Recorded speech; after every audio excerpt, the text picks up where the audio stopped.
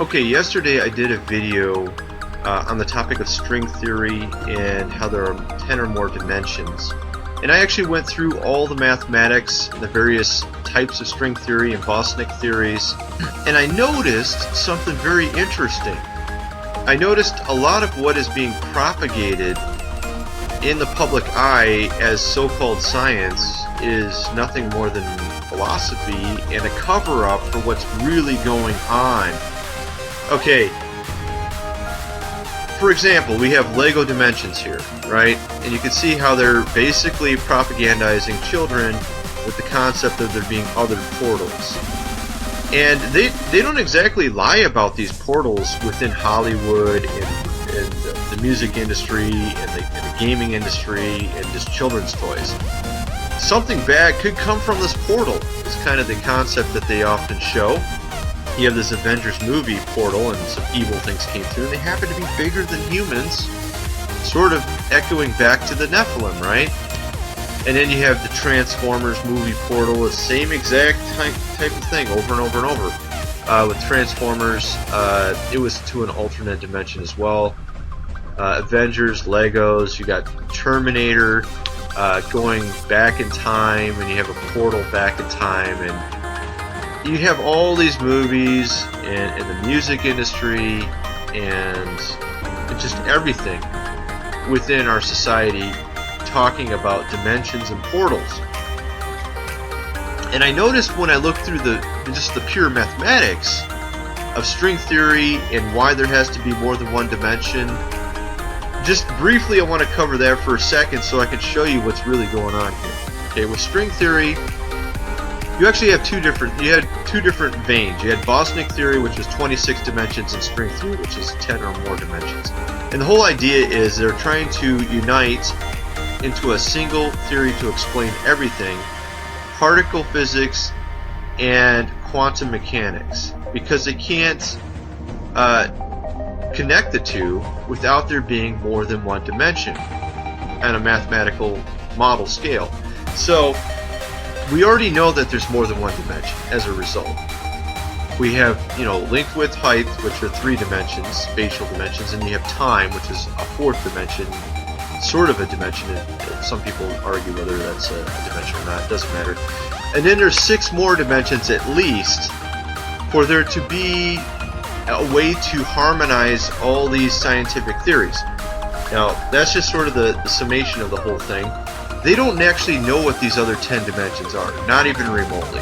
I mean 10, I mean 6. They don't know what these 6 other dimensions are, other than they know they're spatial. That's all they know, they're spatial. A few months back, Anthony Patch was on Face Like the Sun talking about Mandela portals, this new D-Wave quantum computer that's being sold now, and how this man named Jordy Rose said it was like an altar to an alien god, the computer's referring to, that he created.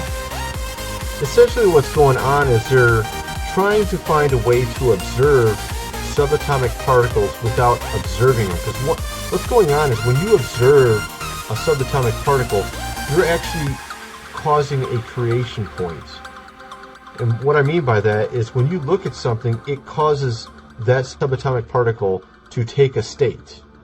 Before you look at it, it's actually multiple states at once. We fired electrons, tiny bits of matter through. And we get a pattern like waves, not like little marbles. How? How could pieces of matter create an interference pattern like a wave? It doesn't make sense. But physicists are clever. They thought maybe those little balls are bouncing off each other and creating that pattern. So they decide to shoot electrons through one at a time. There is no way they can interfere with each other. But after an hour of this, the same interference pattern is seen to emerge. The conclusion is inescapable. The single electron leaves as a particle, becomes a wave of potentials, goes through both slits, and interferes with itself to hit the wall like a particle. But mathematically, it's even stranger. It goes through both slits and it goes through neither. goes through just one, and it goes through just the other. All of these possibilities are in superposition with each other. But physicists were completely baffled by this. So they decided to begin and see which slit actually goes through.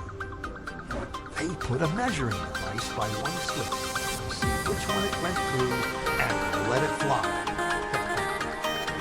But the quantum world is far more mysterious than they could have imagined. When they observed, the electron went back to behaving like a little marble. It produced a pattern of two bands, not an interference pattern of many. The very act of measuring or observing which slit it went through meant it only went through one, not both. The electron decided to act different, as though it was a wheel.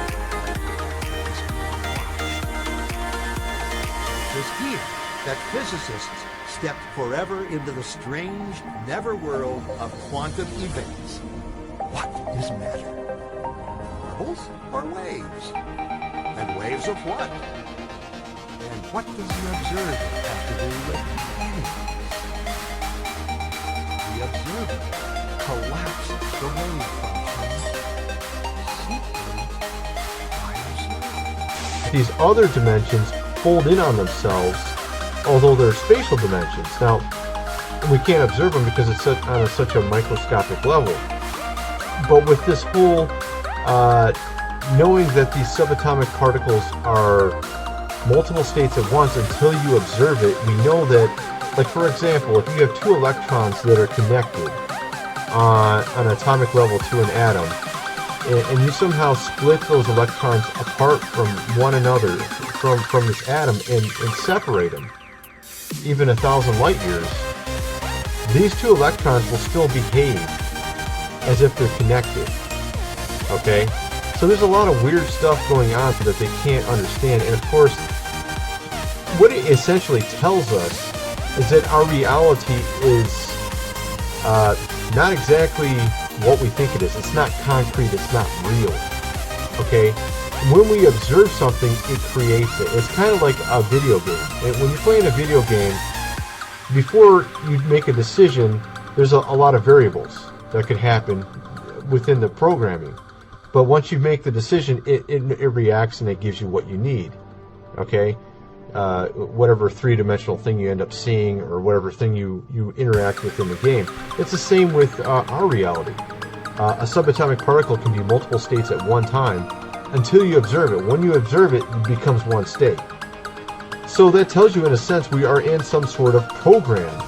I mean, in a sense, that, you know, what we see as our reality is actually not the entirety of reality, and that these other dimensions that we can't observe,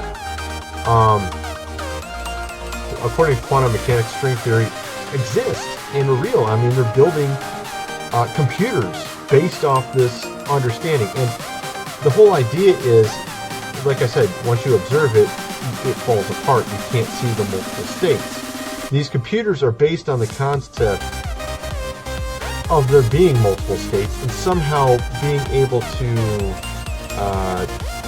indirectly analyze it and get sort of an amplitude, sort of like a graph of what's going on.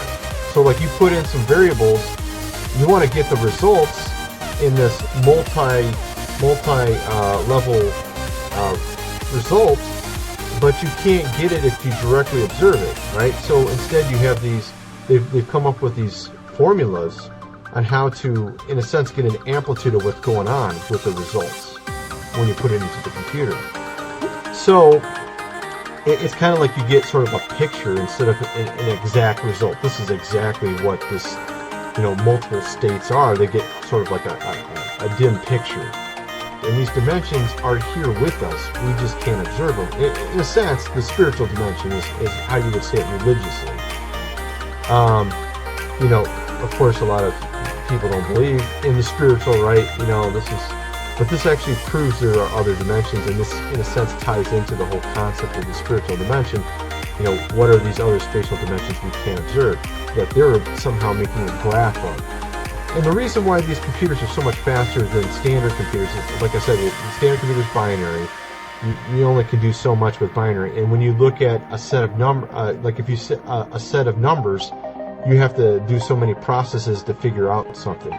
With a multiple dimension type of design, you actually can get a lot more done quicker. I don't want to have to go through all the math with it. I actually went through and looked at it all. Here we go. Here's some of it right here. It's this type of math here. As an engineer, this stuff doesn't surprise me at all. You got all this weird stuff going on in an engineer. But this is just yet another type of theoretical mathematics, quantum mathematics.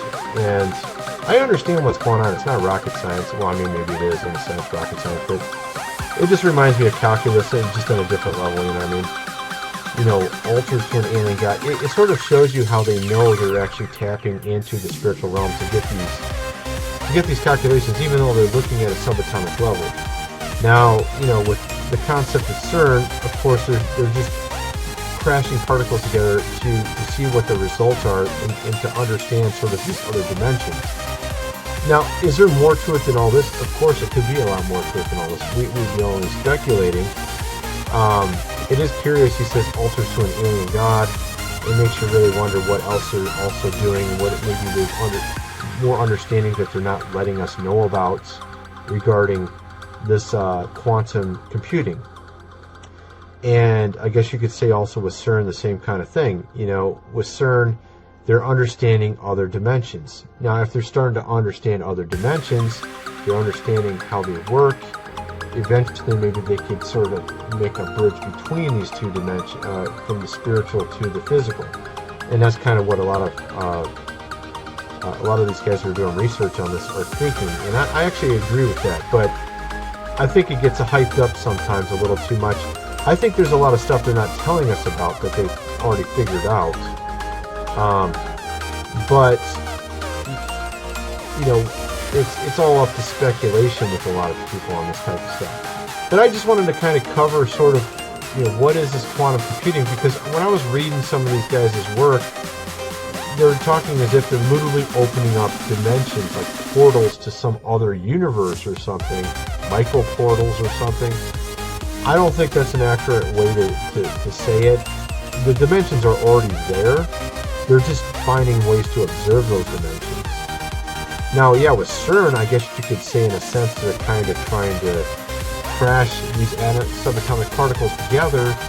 In a sense, you could say they are opening, you know, maybe messing with stuff a little bit in that respect. So I think with CERN you could say that much more so than you could with these quantum computers. These quantum computers are learning how to observe these other dimensions. And maybe they've learned a lot of stuff we don't know about. And maybe that's what, you know, this alters to an alien god. It makes you kind of wonder if they understand that they're actually observing spiritual dimension when they're doing this type of stuff.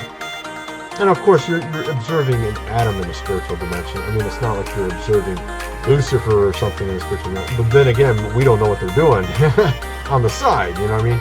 We don't know any of that kind of stuff. But maybe a lot of these guys are occultists and all that kind of stuff. That's just kind of my whole thought on this whole thing. From a mechanical engineer standpoint, it is very curious how they talk about portals. Also, when I did searches, this was really kind of creepy. When I did searches on, it's just like it was like D-Wave. I was just trying to understand a few things. I think I typed in portals, and it was really interesting how they use the word portal all the time to refer to web portals, like as if people ever use that word. I mean, that's like such an archaic word to use. But I noticed I did other searches too, and you see, and I'm not even talking about this. Let's see, how do we try to see some of the stuff I was seeing before? Okay, careers, web portal, right there, web portal. Nobody uses that word anymore, web portal. And of course, this is the stuff we were talking about, this research from the patch. But I mean, look down here, community portal, portal, quantum computing, portal. And I saw some other ones. I did some other searches with the word portal. And it just seemed really weird how they like to, you know how they like to throw stuff in your face, right? Okay, I remember now. This is pretty crazy. I was actually listening to this Anthony Patch thing when I did this. I just typed in D-Wave, and exactly when he said the word portal, I read this word portal. And this is on D-Wave's website. The very first word on their web description is the word portal. I'm like, okay, are you trying to give us something away here? The portal? Nobody says portal. Nobody says, okay, nobody says web portal anymore. That's just so freaking archaic. Clearly, it almost gives the impression like they're trying to say something, and it's the very first word. And right when I'm listening to this Anthony Patch say the word portal, I read this the exact same second, and I'm like, oh, that's kind of weird. and then I started noticing the word portal everywhere whenever it had anything to do with this D-Wave computer. I'm like, and all these different websites like quantum computing always have the word portal, web portal, this portal, that portal. And I'm thinking, okay, well, I don't think that, you know, this computer specifically opens portals, but if these guys are occultists and they're working together with CERN, perhaps they're helping CERN know how to, in a sense, read what they see in these multi-dimensional states. So these guys are, in a sense, it's multiple teams working together trying to understand how to observe the unobservable. Maybe that's their end goal, you know, with CERN.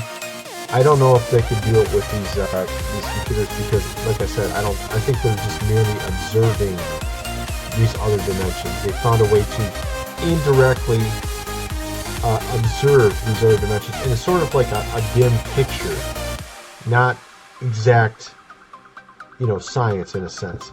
Using these theoretical models I showed you with the numbers there, this type of math actually helps them to understand and make a picture of what's going on, and it helps them to calculate much faster what's being put into the computer and spit out.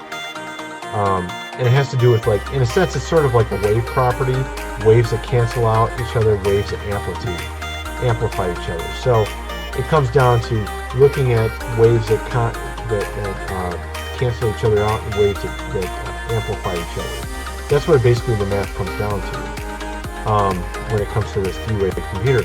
So it's all about observations with this D-Wave computer, assuming what they tell us is what it's all doing. You know, we don't know if there's more to this that they're not telling us about.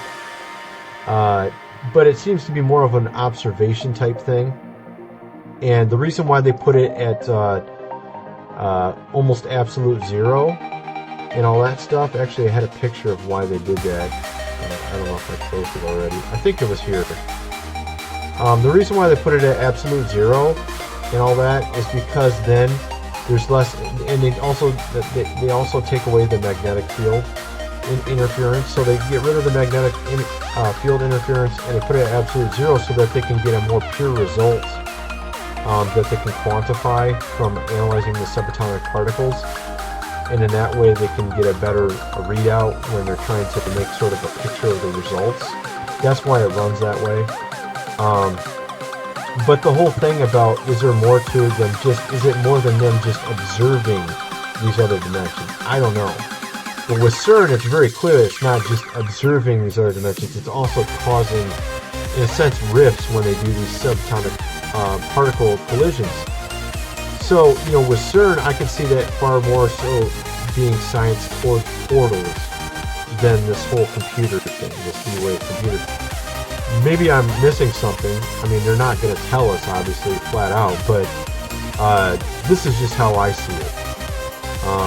Maybe the D-Wave computers, though, are helping them to understand and observe these other dimensions, and that, in a sense, leads to eventually getting these portals, you know what I mean? These portals that seemingly they seem to talk about a lot with CERN, and they also seem to talk about a little bit with these computers. Maybe they're working together in that respect. If you can somehow indirectly observe the unobservable and perfect this to where you can actually observe it, You know, it's just kind of like a tricky thing, right? It's like having money when you don't have money, right? They've already come up with these various formulas, which I actually didn't cover because it's just a lot of math, and you know, I'm pretty sure I'll lose a lot of people's attention if I try to go through all this and explain it. I explained on a very basic level a few things on this. But the whole thing is that if these guys are helping to learn how to observe these multiple dimensions, and if they can, you know, all work together and finally perfect it, and if CERN is doing something with these collisions, and then if they're able to observe things and maybe take it onto a more macroscopic level, perhaps they could see into the spiritual realm, and perhaps even work with the spiritual realm in some respect. I don't know.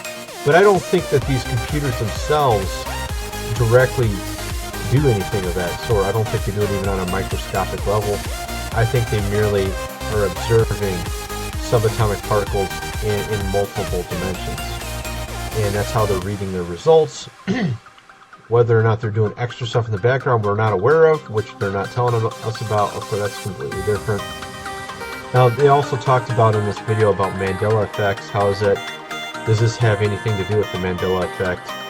You know, and I'm still curious about that topic. I talked about it a few times. I've went actually back and forth on it.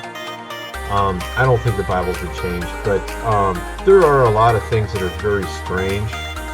Matter of fact, there was just one the other day. I could swear Betty White was dead, and apparently she's not dead. Okay, she was on Fox News. No, she wasn't on Fox News. She was on something with, it was like CNN or something. She was on something. And I thought she was already dead. I thought she died a few years back or something. I really did think, I could swear she died a few years back. Apparently she's still alive and ticking, you know? Okay. Another Mandela effect, or just my brain doesn't work? I don't know which one it is. You know, is it cognitive dissonance? Is it me just thinking something is there when it's not there? You know, like the narwhal. I could swear if the narwhal existed, I should have learned about that when I was a kid. I'm pretty sure I would have remembered some sort of sea animal with a unicorn horn on it. But apparently I missed that one when I was growing up because I didn't even know about it until about a year ago. So, yeah, I know. There's just a lot of weird stuff like that that I can't explain. Some of it could just be people remembering stuff incorrectly, or maybe commercials that redid stuff wrongly. And there was some really weird stuff I noticed when I was researching Mandela, like where I would see the original would have it the other way, the way that they claim it is, and then I would see like interviews of the people that were in the movie where they would say it the opposite way. And it's just like, what? Was that on purpose? Was that a psyop in and of itself? You know, like certain movies where they would mispronounce the name of the movie when they would do interviews, but if you go look at the original movie, it was right. And then like even Forrest Gump, where they do like a take in a sort of a movie review, where they would show him saying it the way everybody remembered, but then when you went and watched the movie, it was the other way. I don't know, it's really strange stuff, but I mean, does that have anything to do with this stuff? Does it have to do with quantum computing or CERN? I don't think it would have anything to do with quantum computing, at least from what they've explained and how it works. Could it have something to do with CERN? Yeah, maybe, or something like CERN, because they are actually crashing together these subatomic particles, and perhaps it's doing something when they do that. I don't know. It's curious. It is very strange. You know, the Mandela effect, you have to ask yourself if it's cognitive dissonance or if it's actually something really changing or what's going on there. I don't know exactly. Still an enigma to me. This guy was talking about it being quantum pollution, as if, you know, them doing all this stuff in the quantum realm. And I don't think with the computers, because they're just observing the quantum realm in an indirect manner. But maybe with CERN, they are doing something. And of course, then there's also the fact that allegedly Anthony Patch has been visited by the government a couple times after doing a few of these meetings where he's talking about CERN. Or maybe he's onto something. I don't know about all that either, but there's a lot of crazy stuff going on with this, you know. Maybe there is something, and I'm actually making a video game right now where we're going to actually have some stuff about, not CERN, but something of a Hadron Collider on a mysterious island, and you're playing on this mysterious island. I'm not going to explain it all. It's going to be a really awesome game. I'm going to do a Kickstarter for it, and we'll have like a live YouTube event where we're going to cover it all and get support, because it actually needs to have monetary support so we can finish the game. Right now I'm actually paying the programmer out of pocket. But I just wanted to kind of talk about this a little bit, say my 2 cents worth. You know, there's a lot of people that have talked about this, but I think sometimes there's a lot of hype that can get into this. You know, I want to try to keep it more grounded with what we can understand, and just speculate on what would probably actually happen or work or potentially be feasible with these things. So I don't think these quantum computers have anything to do with all this strange stuff with the Mandela effect or any of that. I do think CERN potentially could. I don't know. It's hard to say. You know, it's a lot of speculation there. I should probably get into CERN more one of these. I was mainly hitting on this quantum computers, though. I wanted to kind of explain how they work and such. But anyway, thanks for watching.